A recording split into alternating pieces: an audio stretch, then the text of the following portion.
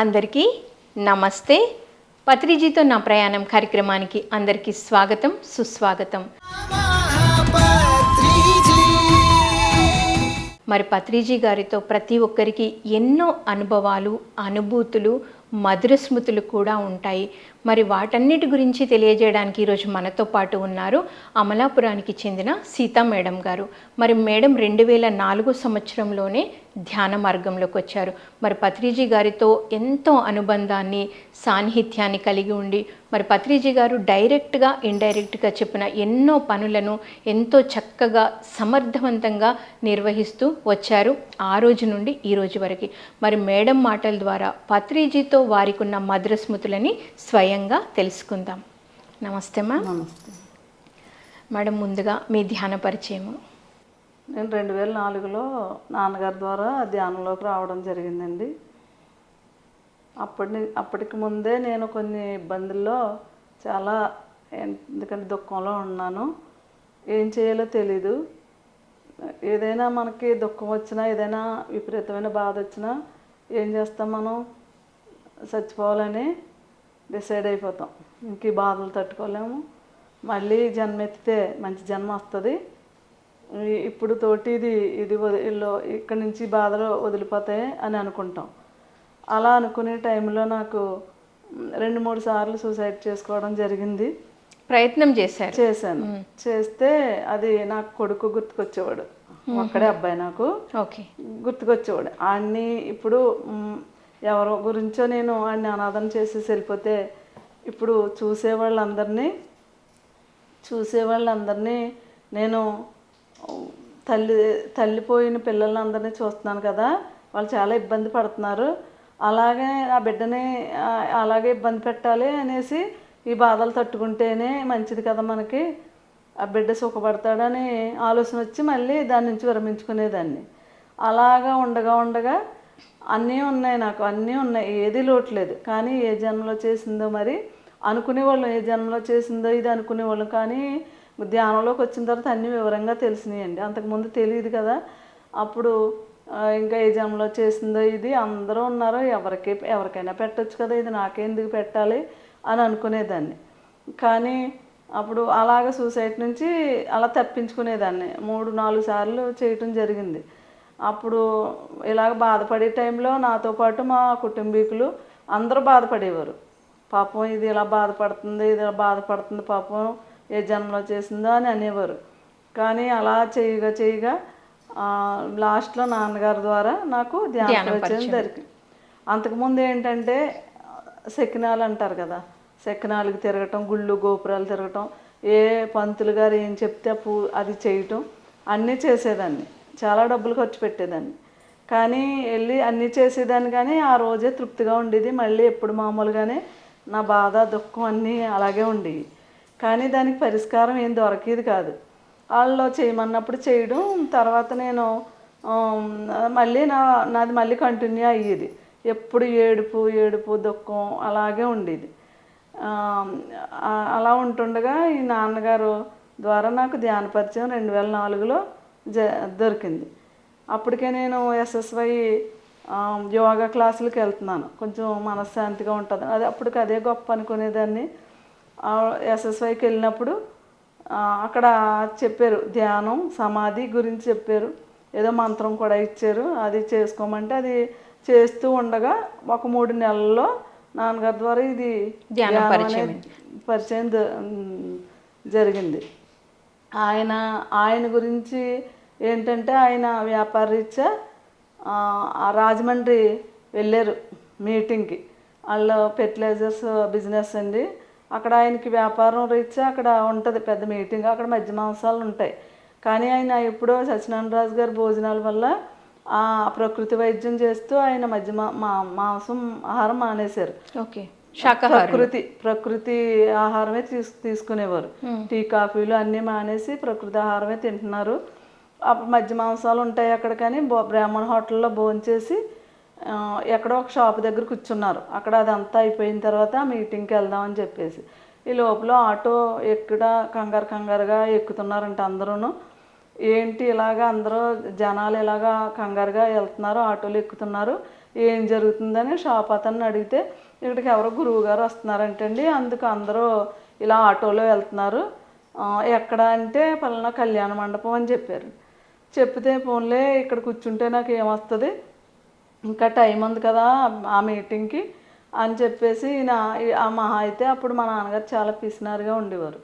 మహా అయితే అటు 3 రూపాయలు ఇటు 3 రూపాయలు 6 రూపాయలు అవుతుంది ఆటోకి, నేను వెళ్ళొస్తానని చెప్పేసి ఆయన వాళ్ళు కూడా తెలుసుకుని అక్కడ ఎక్కడ జరుగుతుందో తెలుసుకుని ఆ వెళ్ళేవాళ్ళు కూడా ఆయన ఆటో ఎక్కి వెళ్ళటం జరిగింది. అప్పటికి దేవి అని కృష్ణవేణి గారు అమ్మాయి అక్కడ ఆ కళ్యాణ మండపం దగ్గరికి వెళ్ళేటప్పటికి ఆవిడ పాటలు పాడుతుంది. ఆ అమ్మాయి మీలా ఉంటుంది, పాటలు పాడుతుందండి. అదేంటి గురువుగారు అన్నారు, ఈ అమ్మాయి పాటలు పాడుతుంది ఏంటి అనుకున్నారంట. అనవసరంగా వచ్చానేమో ఇటు 3 అటు 3 6 రూపాయలు ఖర్చు పెట్టుకుని అనుకున్నారు. అనుకునేటప్పటికి ఈ లోపల సార్ వచ్చారంటండి, క్లాప్స్ కొట్టుకుంటా తీసుకొస్తున్నారంట. అందరూ షేక్ హ్యాండ్ ఇస్తున్నారంట. ఈయనకి తెలియదు కదా మరి అలాగే ఇవ్వాలని, క్లాప్స్ కొట్టాలని. అలాగే చిత్రంగా చూస్తుంటే లోపలికి వచ్చారంట. అందరినీ టచ్ చేసుకుంటూ లోపలికి వెళ్ళి స్టేజ్ మీదకి వెళ్ళి అందరూ కూర్చోండి, కళ్ళు మూసుకోండి, వేళ్ళల్లో వేలు పెట్టుకోండి, కాళ్ళు క్రాచ్ చేసుకోండి అని చెప్తే ఈయన ఎక్కడో మరి మీటింగ్కి వెళ్ళిపోవాలి కదండి, మధ్యలో కూర్చుంటే కుదరదు కదా, వెనకాల ఒక చైర్లో కూర్చున్నారంట. ఒక అరగంట ధ్యానం అని చెప్పారంట, గంట చేయించారంటండి. చేయితే అప్పుడు ఈయన ధ్యానంలో కూర్చున్నారంట. చిన్నప్పటి నుంచి ఆయన కష్టాలు పడ్డారు. వాళ్ళు 8 అన్నదమ్ములు 3 అక్క చెల్లెళ్ళు, తండ్రి చిన్నప్పుడే పోయారు. ఈ భారాన్ని అంతా ఆయనే మోసుకొచ్చారు. ఆయన పోయేటప్పటికి ఏమీ లేదు. అలాంటి టైంలో ఆ కుటుంబ భారాన్ని మోసి మోసి మోసి ఆయనకి ఇంకా విసుగు పుట్టి ఏంటి నా జీవితం అనే టైంలో ఇది ఆయన ధ్యానంలో కూర్చున్న అరగంటలోనే ఆయనకి ఎంతో ఆనందం కలిగిందంట. ఇంక ఇంటికి వచ్చండి, ఇంకా మమ్మల్ని పట్టుకున్నారు. ఏంటి ధ్యానం చేయండి, మాంసాహారం మానేయండి అని చెప్పేవారు. ఇదేంటి మొన్నటి దాకానేమో సత్యనారాయణరాజు ఉప్పు తినకూడదు, నూనె తినకూడదు, రైస్ తినకూడదు అని పెట్టారు, ఇప్పుడు మళ్ళీ మాంసాహారం తినొద్దు అంటున్నారు. ఈయనకి ఎక్కడ దొరుకుతున్నారు వీళ్ళందరూ అని మేము తిట్టుకున్నాం. ఇంకేం తిని బతకాలి అని మానేస్తే తను మానేయాలి, మమ్మల్ని మానేయమంటాడు ఎందుకు అని తిట్టుకునేవాళ్ళం. చాటుగా తెచ్చుకుని మాంసాహారం తెప్పించుకుని వండుకుని తినేవాళ్ళం. సో ధ్యానం అయితే మీకు పరిచయం అయింది మీ నాన్నగారి ద్వారా. సో మరి ముందుగా మీరు మొట్టమొదటిగా పత్రిజీ గారిని ఎప్పుడు ఎక్కడ కలిశారు? నాన్నగారు ఇలా వెళ్ళొచ్చిన తర్వాత కొద్ది రోజుల్లోనే రాజోలు రావటం కూడా అప్పటికప్పుడే రాజోల్లో మాస్టర్స్ తయారయ్యి ఉన్నారు. అలా సత్యసాయిబాబా డివోటీస్. వాళ్ళకి ఎలా అయిందో తెలియదు, అక్కడ మాస్టర్స్ ఉన్నారు. అక్కడికి కళ్యాణ మండపం దగ్గరికి సార్ వస్తున్నారు. ఆ రోజు నాగుల చవితి. ఆ రోజు మమ్మల్ని బస్సు మీద తీసుకుని ఒక 20-25 మందిని, మా చిన్నమామల్ని మా చిన్నమ్మల్ని అందరినీ తీసుకుని అక్కడికి తీసుకెళ్ళారు. గురువుగారు వస్తున్నారని చెప్పేసి వెళ్ళామండి. అక్కడ కూడా ఇదే ఇలాగే అందరూ క్లాప్స్ కొట్టడం, షేక్ హ్యాండ్ ఇవ్వటం జరుగుతుంది. ఫస్ట్ టైం మీరు ఎక్కడ చూసారు? రాజోలు కళ్యాణ మండపంలో అక్కడ మీటింగ్ జరిగితే మీటింగ్కి వచ్చారు ఆయన. రాజోల్లో ఆయన పరిచయం జరిగింది. అందరూ కాళ్ళు నొక్కుతున్నారు కూర్చోబెట్టి. అందరూ నొక్కుతున్నారు కదా అని మేము నొక్కాము. మాకేంటో అర్థం తెలియదు. అప్పుడు నొక్కాము. తర్వాత క్లాస్ అయింది, కూర్చోమన్నారు. కిందే ఇప్పుడు చైర్స్ ఏమి లేవు, కిందే కూర్చోబెట్టారు. నాకైతే అప్పటికే కూర్చోలేకపోయాను. మిడిమిడి కళ్ళు చూసుకుంటా ఆయన చూస్తుంటే ఆయన అబ్జర్వ్ చేసి చాలామంది కళ్ళు తీసి చూస్తున్నారు, అలా చూడొద్దు అని గట్టిగా అరిచారు. అని బాబోయ్ ఈయన ఎప్పుడు వదులుతాడు అనే కూర్చున్నాం. మాకు ఇంకా కొత్త కదా. అలా అనుకునే టైంలో ఒక అరగంట 30 గంట ధ్యానంలో అయ్యింది. ఆయన ఏదో స్పీచ్ ఇచ్చారు, వచ్చేసాం అమ్మాయి అని. అప్పుడు అలాగా అక్కడ రాజోల్లో ఆయన ఫస్ట్ టైం ఆయన చూడటం జరిగింది. కానీ ఆయన ఒక భగవంతుడిలాగా అనిపించాడు. అప్పుడు ఫస్ట్ టైం చూడగానే ఒక దేవుడిని చూసి ఎక్కడా చూడలేదు, ఏ ఆర్భాటాలు లేవు, సింపుల్గా ఉంది. సింపుల్ షేక్ హ్యాండ్ ఇస్తున్నారు, నమస్కారాలు లేవు, కాళ్ళకి దండం పెడితే టప పెట్టేపుకాయలు పేలినట్టు పేలిపోతున్నాయి. ఏంటి అని మాకు కన్ఫ్యూజన్లో ఉన్నాం, మాకు తెలియదు కదండి. అలాగా ఉండే టైంలో కొద్ది రోజులు గడిచాక ఆయన గురించి పూర్తిగా మాకు అర్థమైంది. మళ్ళీ సికింద్రాబాదు 11 రోజులు ధ్యాన చక్రం. అప్పుడు చాలామందిని, మా వారిని మా చిన్నమ్మల్ని అందరినీ మా మేనత్తలను అందరినీ తీసుకుని వెళ్ళారు. అక్కడికి వెళ్ళి 11 రోజులు అక్కడ కార్యక్రమాలు అటెండ్ అయ్యి వచ్చారు. వచ్చిన రోజునే ఇంకా అక్కడ ఈయనకి మొత్తం 11 రోజుల్లోనూ ఇంకా అక్కడ అంతా స్టోరీ అర్థమైపోయింది. ఈయనకి అర్థమైపోయి ఇంటికి వచ్చిన తర్వాత ఇంకా మమ్మల్ని ఆ రోజే వచ్చిన రోజునే స్నానాలు చేసి మమ్మల్ని అందరినీ పిలిచి మేము ఆయనకి 3 కూతుర్లు మేము పిల్లల్ని అల్లుల్ని పిలిచి కూర్చోబెట్టి నేను మిమ్మల్ని ఏమీ అడగట్లేదు, నాకు వెండి బంగారాలు ఆస్తులు పాస్తులు మిమ్మల్ని ఏమీ అడగట్లేదు, నేను అడిగేదల్లా ఒక్కటే మాంసాహారం మానేయండి, ధ్యానం చేసుకోండి, మీకు ఎంతో మంచిది, లైఫ్ బాగుంటుంది అని చెప్పారు. సో మీ నాన్నగారు మీ అందరిని ఫ్యామిలీని కూర్చోబెట్టి చెప్పారండి. చెప్తే అందరం ముఖాలు చూసుకున్నాం, ఓకే అనుకున్నాం. తర్వాత మీరు ఏమన్నా నన్ను కాదని చాటుగా తెచ్చుకుని తింటే నా కండ కోసుకుని తిన్నట్టే మీరు అని చెప్పేసి ఒట్టు పెట్టించుకున్నారు. ఓకే అని చెప్పేసామండి. అయిపోయింది. అలాగా అప్పటి నుంచి మేము ఇంకా మాంసాహారం గురించి తెలిసినా మేము మానలేకపోయి ఉండే 1 సంవత్సరం వరకు ఆయనకి తెలియకుండా తినడం జరిగినప్పుడు మా ఫ్యామిలీ విషయంలో అయితే మా అక్క చెల్లెళ్ళు ఎలా ఉన్నాం, మా ఫ్యామిలీ విషయంలో అయితే మాకు ఒక్కడే అబ్బాయి కదా, హాస్టల్లో ఉండేవాడు. ఫస్ట్ నుంచి హాస్టలే. వచ్చిన తర్వాత మమ్మీ చానాళ్ళు అయిపోయింది, ఒక్కసారి అక్కడ మాకు విష్ణుశ్రీ హోటల్ ఉంటుంది, చానాళ్ళు అయింది కదా, ఒక్కసారి బిర్యానీ తెచ్చుకుని తిందాము, ఇంకెప్పుడు తాతయ్య గారు చూడరు కదా ఇక్కడ, ఒకే ఒక్కసారి అన్నాడు. కాదురా, అది మా గురువుగారు చెప్పారు కదా, మళ్ళీ మనం తెలిసింది చేస్తే తప్పు, తినకూడదంటే ఒకే ఒక్కసారి ఇంక మళ్ళీ తెచ్చుకోవద్దు అన్నాడు. సరే అని పొట్లం తెచ్చారు, అదే ప్యాకింగ్ తెచ్చారు. 3 కూర్చుని మా వారు ఆయన ఇంకా అన్నీ మళ్ళీ అంటు అయిపోతాయని అప్పుడు నాకు అభిప్రాయం వచ్చేసింది. ఎందులో పెట్టుకున్నా అది అంట్లు అయిపోతాయి అన్న అభిప్రాయం నా లోపల కొంచెం వచ్చేది. అప్పటికే నాకు అతి శుభ్రంగా ఉండేదాన్ని. అప్పుడు మేము ఇంకా పొట్లం ఇప్పుడు ఎందులో పెట్టకుండా కిందే కూర్చుని 3 పక్కల తిన్నాము. అప్పటికే మాకు ఎక్కట్లేదు తిన్నాము, ఏదో బలవంతంగా కొంచెం మిగిలి చేసాం, పడేసాం.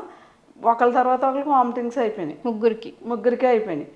అయిపోయిన తర్వాత అదే మరి తినకూడదని తెలిసినప్పుడు మనం తిన్నాం అనుకో, అది భగవంతుడు కూడా క్షమించడు మనల్ని.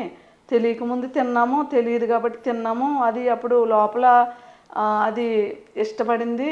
ఇప్పుడు మనకు తెలిసింది కదా తినకూడదని, అప్పటి నుంచి మా అబ్బాయి నేను మా వారు కూడా మానేశారు. అప్పటి నుంచి అది మాంసాహారం మానటం జరిగిందండి. మొత్తం ఫ్యామిలీ అంతా శాకాహారులు అయిపోయారు. సో మరి మేడం, ఇప్పుడు సారు అంటే మీ ఇంటికి వచ్చారా, వచ్చినప్పుడు ఆయన చేతి వంట మీరు తినడము అప్పుడు మీకు ఎలా అనిపించేది? నేను మాది 97లో ఇల్లు కట్టుకున్నాం ఉండేది. అప్పుడు ఓల్డ్ మోడల్లో ఉండేది ఇల్లు, అంటే టైల్స్ కాదు, వాల్కేర్లు ఇవన్నీ లేవు. ఇప్పుడు అంతా వాల్కేర్లు ఇవన్నీ వచ్చినాయి కదా, రీమోడల్ చేసుకుందాం, కొంచెం ఓల్డ్గా ఉంది కదా అనేసి రీమోడల్ చేయించాము అన్నీని. అప్పుడు నేను అనుకున్నాను, మన చుట్టాలను పిలిచి భోజనాలు పెడితే అది తృప్తి కాదు, మనకి ఎప్పుడైనా సరే ఎప్పుడు వస్తే అప్పుడు గురువుగారు వచ్చి నాకు ఇంట్లో భోజనం చేస్తే చాలు అని అనుకున్నాను. నాన్నతో చెప్పాను, ఇలా గురువుగారు వస్తే బాగున్నాను, నా ఇంట్లో అడుగు పెడితే ఆయన ఏదన్నా తినేళ్తే అదే నా గృహప్రవేశం అనుకున్నాను. అప్పుడు నాన్న అన్నారు, ఇలా వచ్చినప్పుడు నీకు తప్పకుండా వస్తారు, నీకు లోపల సంకల్పం ఉంటే అన్నారు. అలా జరిగిన 3 వారాలకి ఈ కాకినాడ నుంచి యానం వచ్చి, యానం నుంచి నాన్నగారికి ఫోన్ చేసి, సత్యరాజు మీ ఇంటికి భోజనానికి వస్తున్నాను, వంట చేయించు అన్నారు. అంటే అప్పుడు కూడా మరి 20 మంది 30 మంది ఉంటారు కదా మేడం, ఉంటే అందరికీ బ్రాహ్మణ్ని పిలిపించి వంట చేయించాం. అన్నీ చేసాం. ఆయనకి ఇష్టమైంది కాకరకాయ, వంకాయ, మొత్తం గోంగూర పచ్చడి, అన్నీ ఆయనకి ఏది ఇష్టమో అన్నీ, పప్పు మామిడికాయ అన్నీ చేయించేసాం. అన్నీ చేసేసిన రెడీగా ఉంది. శివప్ప గారు వచ్చారు, ఆయనకి మజ్జిగ మిరపకాయలు ఇష్టం అన్నారు. ఆ మజ్జిగ మిరపకాయలు కూడా ఆయనే వేపి అక్కడ పెట్టారు, అన్నీ రెడీ చేసాం. వచ్చారు మేడం ఇద్దరు వచ్చారు, ఊహించలేదు అసలే, శివపార్వతుల్లా ఇద్దరు వచ్చారు. వచ్చి అప్పుడు రాగానే ఆయన మేడం వచ్చారు, మేడం అయితే వాష్రూమ్లోకి వెళ్ళిపోయారు, ఈయన మాత్రం వచ్చి వంట రూమ్లోకి వెళ్ళిపోయారు. ఫ్రిడ్జ్ తీశారు, ఫ్రిడ్జ్ తీసి ఏమున్నాయి అన్న, కాదు సార్ అన్నీ మీకు రెడీ చేసాం సార్, అన్నీ చేస్తాం, మీకు ఏది కావాలి అది, ఇంకేం చెయ్యక్కర్లేదు సార్ అంటే, కాదు ఏమున్నాయి తీయని ఫ్రిడ్జ్ తీసి తొట్టు అన్నీ లాగేశారు. లాగితే ఏమీ లేవు అందులో. అప్పుడు కాదు ఏదోటి ఇవ్వాలి, నాకు ఏదోటి ఇవ్వాలి, నేను ఏదోటి చెయ్యాలి ఇక్కడ అన్నారు. అయితే బయట ఒకటి ఇప్పుడు పొద్దున్న తెచ్చినట్లో అరటికాయలు వస్తం ఒకటి ఉండిపోయింది, అది తెచ్చి గబగబా ఇస్తే కొయ్యి అన్నారు. కొయ్యి అంటే స్టవ్ బాల్ మీద, నాకేమైనా ఎప్పుడు అంత దగ్గరగా ఉన్నాం కానీ దగ్గరగా షేక్ హ్యాండ్ ఇవ్వటం, ఏదైనా అడిగితే చెప్పడం, ఇంత దగ్గరగా ఉండి తిరగటం మాకు ఎప్పుడు అలవాట్లేదు. అందులోకి ఏదైనా తప్పు జరిగితే కొడతారు కదా మేడం. అలాగా ఈ టెన్షన్లో నాకు చాకు దొరకట్లేదు, ఏం దొరకట్లేదు. కంగారుగా తీసుకుని ఈ టైంలో కొయ్యి అన్నారు. ఒకటి రెండు కోయిస్తానేమో అనుకుని మొత్తం కోయించారు. ఎంత ఉంది అది కోయిస్తే మొత్తం మా చెల్లి హెల్ప్ చేసింది.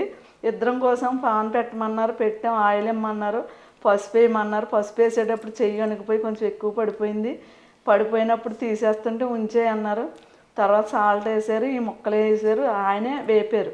లాస్ట్ వరకు ఆయనే వేపి దాన్ని తీసి పట్టుకొచ్చి అందరి చేతుల్లోనూ మనమైతే ఏదైతే పరమాన్నం వండుకుని పాలు పొంగించుకుని పరమాన్నం అందరికీ ప్రసాదం పెడతామో అలాగే అందరి చేతుల్లోనూ అది వచ్చిన వాళ్ళు అందరి చేతుల్లోనూ వేయటం జరిగింది. అదే నేను పరమాన్నం అనుకున్నాను నేను.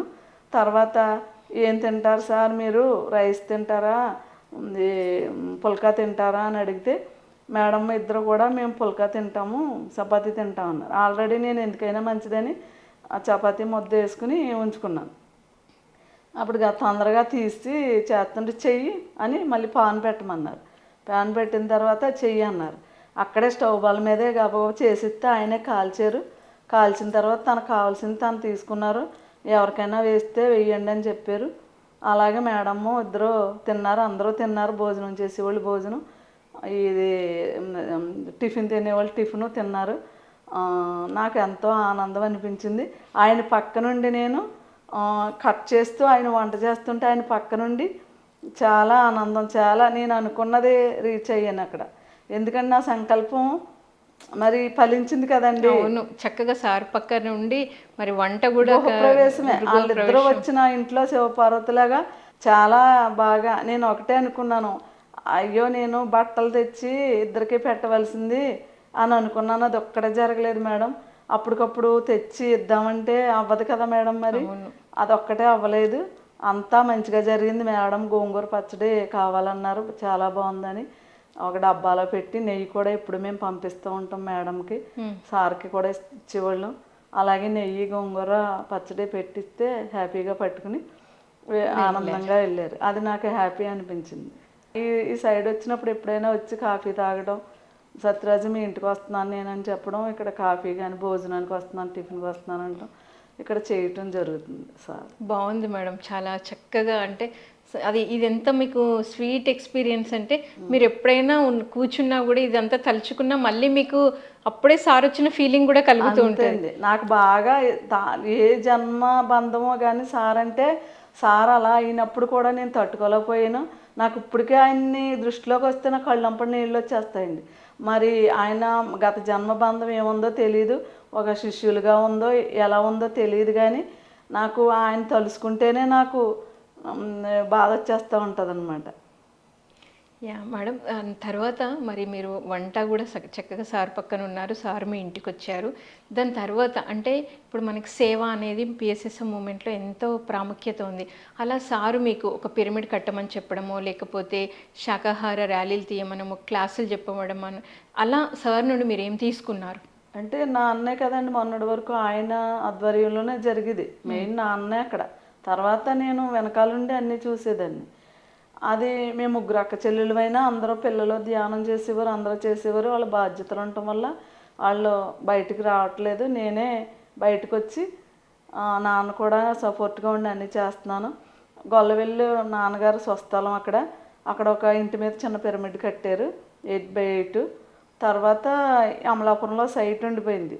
మేము ఇల్లు కట్టుకున్నాం అన్నాం కదా మేడం, అక్కడ ఫస్ట్ కట్టేశారు మాది, మధ్యలో సైట్ ఉండిపోయింది 18 సెంట్లు. తర్వాత షాపులు కట్టేశారు రోడ్డు పక్కకి, మధ్యలో ఉండిపోయింది. ఎందుకు ఉండిపోయిందో అర్థం లేదు.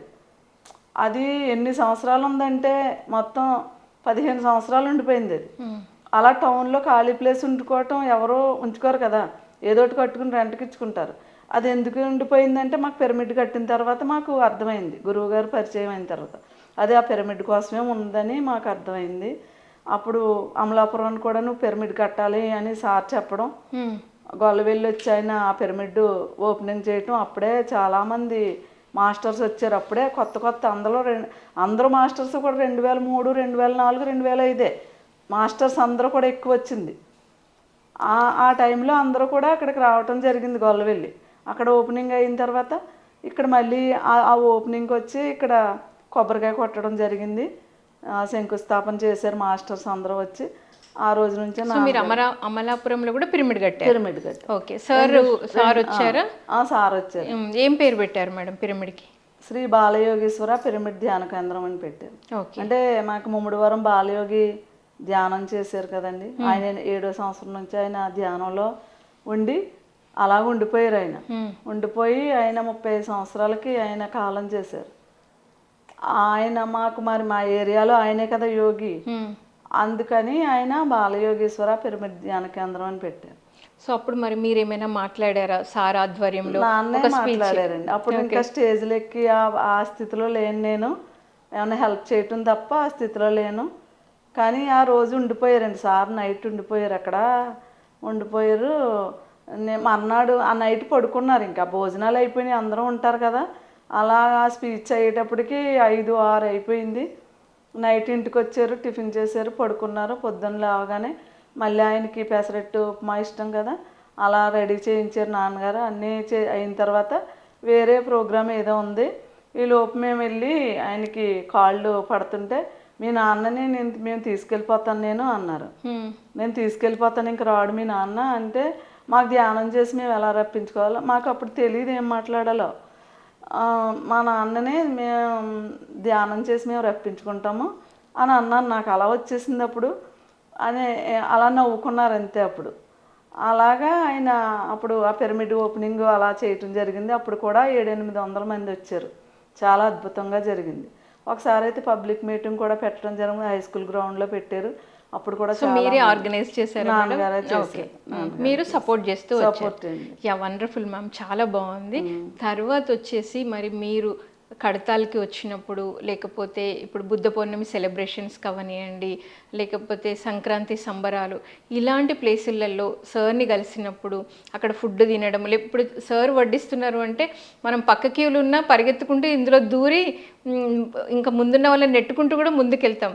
అలా మీరు ఒక చిన్న బేబీ లాగా అట్లా క్యూలో దూరి సార్తో వడ్డించుకున్న సందర్భాలు ఉన్నాయి, చెప్పండి. ఉందండి. సార్తో పెట్టించుకుని తింటే చాలా మంచిది అని తెలుసుకుని అందరినీ తప్పించుకుని వెళ్ళటం. సారు నేను వచ్చే వరకు ఉంటే బాగున్న, వడ్డిస్తా వెళ్ళిపోకుండా అనటం కూడా జరిగింది. వడ్డించడం, నేను తినటం కూడా జరిగింది. ఆయన పక్క నుండి కూడా నేను వడ్డించడం కూడా జరిగింది ధ్యాన మహాచక్రాల్లో. మొన్న ఇంకా లాస్ట్ ఆయన పోయే సంవత్సరంలోనే అక్కడ కర్తాలు వచ్చామండి. వస్తే అక్కడ నేను దూరంగా నించున్నాను. సార్ని తీసుకొచ్చి అలా కారులో కూర్చోబెట్టారు. అందరినీ దూరంగా బాడీ గార్డ్స్ దూరంగా నెట్టేస్తున్నారు అందరినీ. నేను దూరంగా నించున్నాను. ఇలా పిలిచారు, ఇలా రమ్మని. నాన్న వచ్చాడా అని అన్నారు. రాలేదండి సార్ అన్నాను. అప్పుడు వచ్చి ఇలా కూర్చోమన్నారు. కాళ్ళు పడతా కూర్చున్నాను. ఈ లోపల అందరూ జనాలు వచ్చేసి మోగిపోయారు. వెనకాల నుంచి ఫోటో తీయించుకుని మా వారు నేను రావడం జరిగింది. అది ఎక్స్పీరియన్స్. ఇంకా అదే ఆయన ధ్యాన అక్కడ కర్తాల్లో జరిగే లాస్ట్ మహాచక్రం. అప్పుడు మీరు సార్తో ఫోటో కూడా తీయించుకున్నారనమాట? తీయించుకున్నాం. మన పేరవరంలో కూడా ఆయన రావటం, ఫస్ట్ 2 వచ్చారు కదండి. ఫస్ట్ ఉగాది ఉత్సవాలకే అప్పుడు మనకేమో ఇది కూడా జరిగేదండి, పుష్కరాలు కూడా జరిగింది. పుష్కరాలకు కూడా ఆయన కలవటం, ఆయనతో ఉండటం జరిగింది. దీనికైతే ఉగాది ఉత్సవాలకైతే ఆయన్ను కూడా అక్కడ వడ్డించడం, ఆయన పక్క నుండి వడ్డించడం జరిగింది. ఆయన రూమ్కి వెళ్ళి ఆయన కాళ్ళు పట్టడం.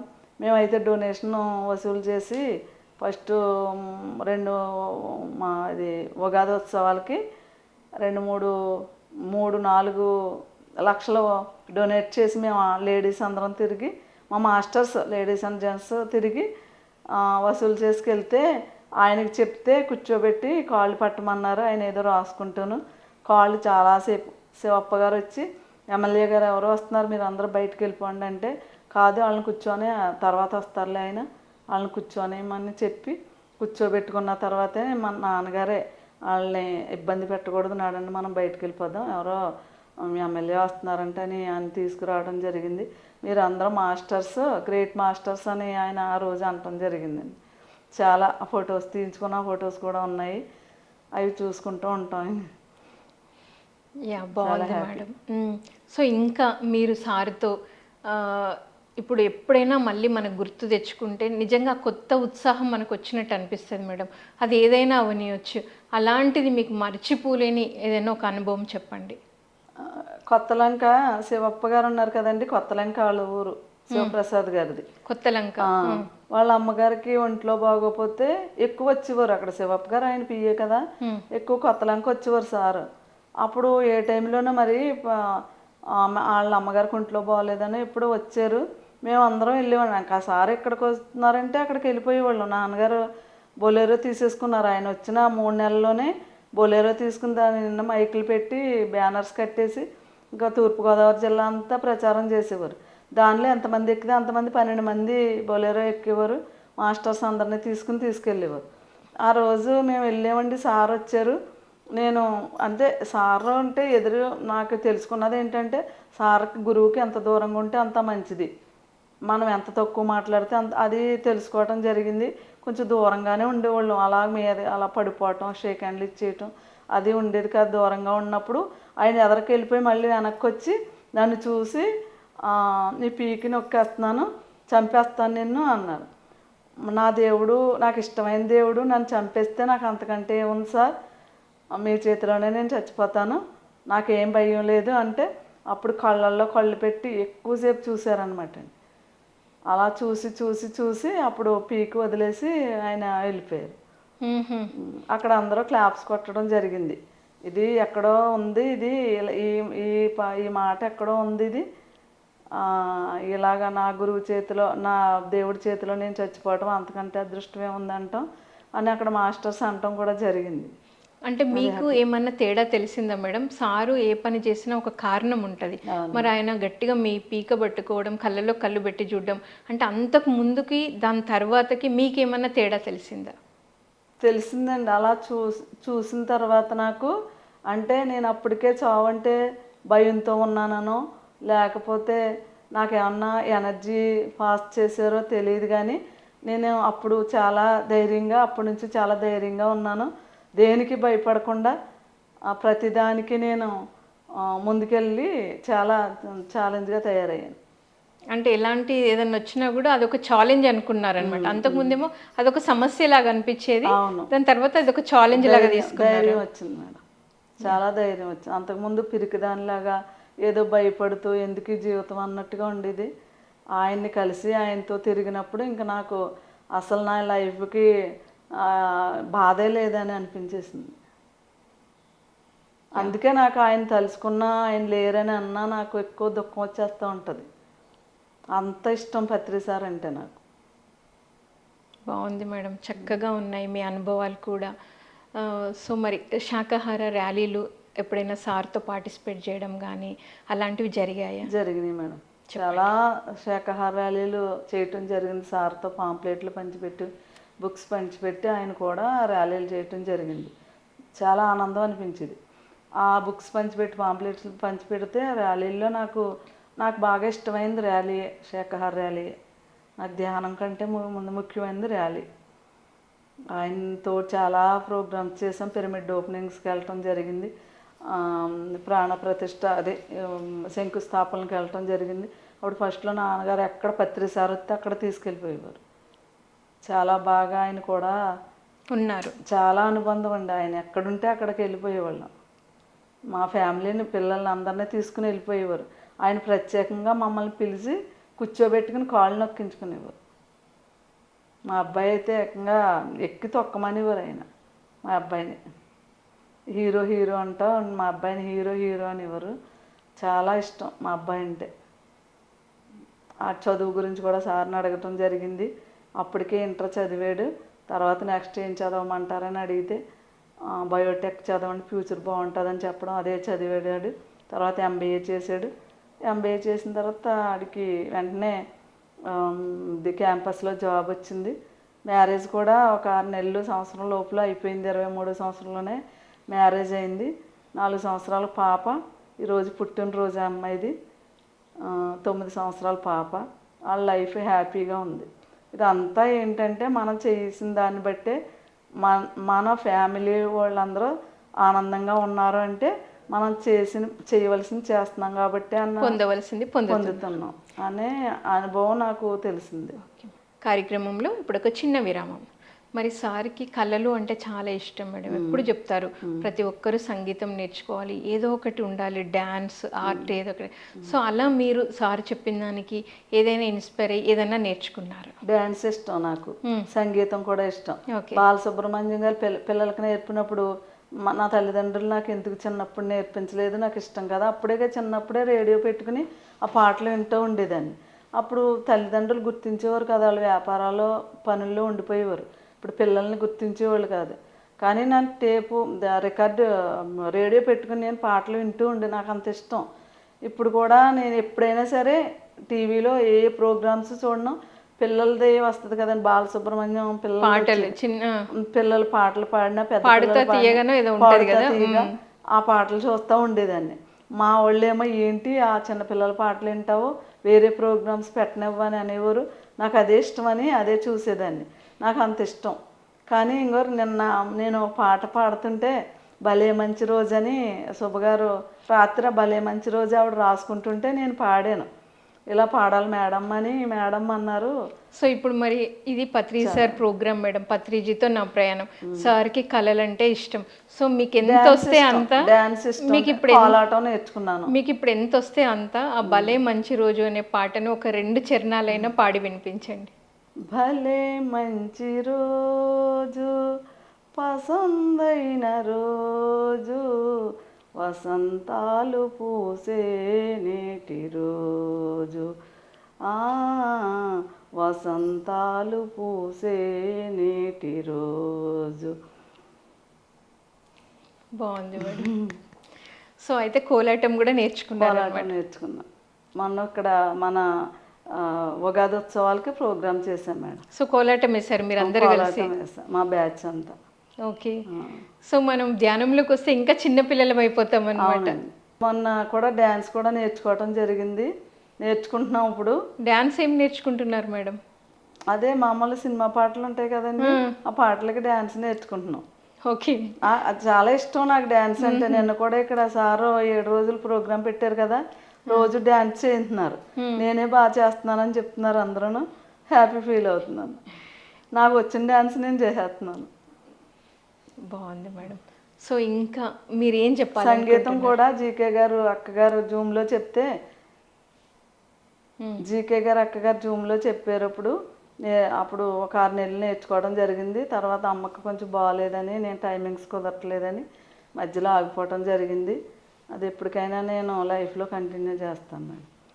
సంగీతం నేర్చుకోవాలి కదా మరి, గురువు లేని విద్య గుడ్డి విద్య. నేను ఎంత పాట పాడేసినా ఇంకొకరు నేర్పిస్తుంటే నేర్చుకుంటే చక్కగా వస్తుంది అన్నమాట. బాగుంది. ఈ జన్మకు కాదు మళ్ళీ జన్మకైనా నాకు మంచి గొంతు ఇవ్వాలి, మంచి డాన్సర్గా రావాలని నేను కోరుకుంటున్నాను. తప్పకుండా మీరు ఏదనుకుంటే అది జరుగుద్ది కదా మేడం. అలాగే క్లాసులు చెప్పేవాళ్ళు ఎవరిని చూసినా నేను కూడా అలా క్లాసులు ఎప్పుడు చెప్తాను అన్న ఆ లోపల నుంచి వస్తూ ఉంటుంది. నేను చేయవలసింది నేను చేస్తున్నాను మేడం.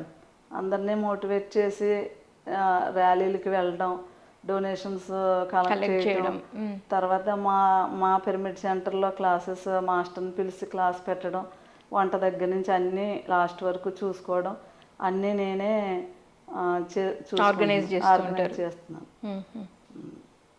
ఇక్కడ కూడా మన వశిష్ఠ గౌతంలో కూడా ఏదన్నా సేవ ఉంటే వచ్చి నేను దానికి కూడా నేను ముందుకు ఉంటున్నాను. సో మేడం ఇప్పుడు వశిష్ఠ గౌతమి టాపిక్ వచ్చింది కాబట్టి ఈ పిరమిడ్ గురించి సార్ ఏం చెప్పేవాళ్ళు అంటే, మీరు ఎప్పటి నుండో ఇక్కడ 2004లోనే మీరు ధ్యానంలోకి వచ్చారు అంటే, ఇక్కడికి కూడా సార్ వచ్చిన ప్రతిసారి మీరు వచ్చి ఉంటారు. సో ఇక్కడ ఈ పిరమిడ్ గురించి కానివ్వండి, లేకపోతే భవిష్యత్తులో ఈ వశిష్ఠ గౌతమి పిరమిడ్ ఎలా ఉంటుంది అని సార్ ఏమైనా చెప్పినవి ఉన్నాయి? రాబోయే రోజుల్లో ఇప్పుడు పిరమిడ్ రెడీ అయిన తర్వాత రాబోయే రోజుల్లో 6 నెలల ముందే అపాయింట్మెంట్ తీసుకోవాలి. ఇది మహా శక్తి క్షేత్రం. ఇది ఇప్పుడు అందరూ తిరుపతి ఇలాగ తీర్థయాత్రలు ఎలాగైతే వెళ్తున్నారో అలాగే ఇతర దేశీయులు అందరూ ఇక్కడికి వచ్చి 6 నెలల ముందే అపాయింట్మెంట్ తీసుకునే రోజులు వస్తాయి అని అన్నారు. మేము అదే అనుకుంటున్నాం, రేపు రాబోయే రోజుల్లో మనకు కూడా ఇక్కడ ప్లేస్ ఉండదేమో అని అనిపిస్తుంది. అది ఏదో మనం ఇప్పటి నుంచి దీన్ని ఉపయోగించుకోవాలి కదా అని అనిపిస్తుంది. మా మా మా ఇప్పుడు మా తూర్పుగోదావరి జిల్లాలో ఇంత ఆసియా ఖండంలోనే పెద్దదైన పిరమిడ్ రావడం మాకు ఎంతో ఆనందంగా ఉంది. చాలా సంతోషం మేడం. సో మీరు ఇప్పుడు ఇక్కడికి వచ్చినప్పుడు ఎలాంటి సేవ చేస్తూ ఉంటారు మేడం పిరమిడ్లో? పిరమిడ్లో ఇప్పుడు 7 రోజుల సేవ చేస్తున్నారు. అన్నీ ఇప్పుడు మనకి రేపు 11వ తారీఖుకి అన్ని క్లీనింగ్ కావాలి. ఇప్పుడు వర్క్ జరుగుతుంది, ఎక్కడ ఉన్నాయి, చెత్త చెదారంతో ఉంది అంతా కూడా. ఇప్పుడు ఈ రోజుకి 4వ రోజు. సార్ ఉన్నారు ఇప్పుడు, మన ఆయన సుబ్బారావు సార్ ఉన్నారు.